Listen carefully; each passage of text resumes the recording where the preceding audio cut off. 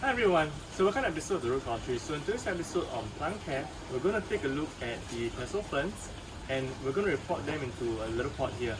So let's begin.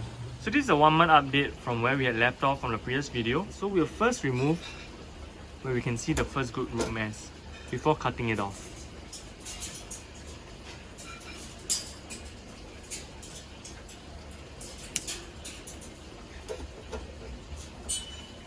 And so where you want to cut is always before the roots are growing.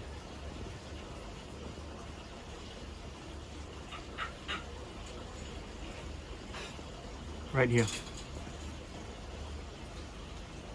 And then we have cut a bit of the back section of the plant.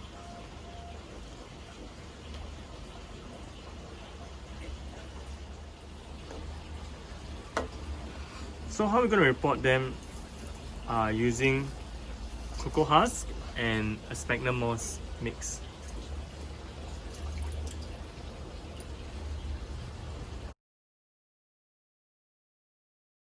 So this is the end product of the propagation process. We received a few DMs and a few comments wanting to know more about the propagation techniques or have already tried on the propagation.